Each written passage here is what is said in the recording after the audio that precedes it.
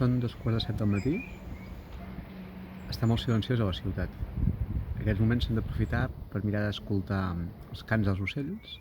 Avui he sentit, per exemple, merla, pit-roig, molt llunyans, però tant de silenci d'aquests dies es poden sentir ocells des de molt lluny.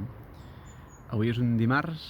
Jo els dimarts normalment vaig a Manlleu, treballo al Consorci del Ter i cada dimarts m'aixeco molt aviat del matí. M'aixeco a 5:15, però un dia més m'hauré de quedar aquí, confinat, tancat en aquesta casa i esperant que vinguin temps millors per anar a treballar amb normalitat. Bon dia, confinats. Malgrat tot, la vida alada segueix el seu curs.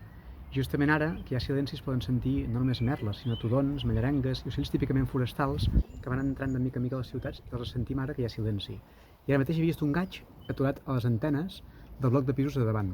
És un ocell també típicament forestal que cada vegada més es va confiant en aquests ambients urbans que són cada vegada més també arbrats. I vaig comentar-vos que teníem col·laboració de 3 gent de diferents punts de Catalunya, però per una cosa altra no ha pogut ser, pel mal temps, per poca connexió, pel que sigui. Però aquí té un cunyat té un tresor, i avui us passarem en Carlos, el meu cunyat, que viu a Palamós i que fa poc que s'ha aficionat al món dels ocells. Hola, bona tarda, confinats.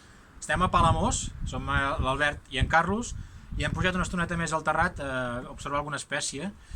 Avui, per fi, hem vist oreneta, vulgari cua blanca, hem vist un xoriguer, gavians... Bueno, de fet, gavians, hem vist una escena curiosa justament en un taulat d'aquí davant, 2 gavians molt enamoradets, molt enganxats, m'ha fet molta gràcia, i ara l'hora que és ja, bueno, comença a fer fresca, ho deixarem per demà. Demà tornarem a pujar amb prismàtics al terrat.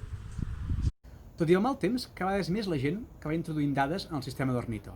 Ahir, per exemple, es van incorporar 4 espècies noves, no vistes fins ara, i ja sumen un total de 151 espècies, amb ocells tan extrems d'ambients com és la merla a l'aigua, que cria en rierols i torrents d'alta muntanya, o l'ocell de tempesta, un ocell marí, pelàgic, que s'ha vist des del litoral de Catalunya. I demà, si podem, us explicarem els cursos online que està fent l'ICO per aprendre ocells. Fins demà, confinats!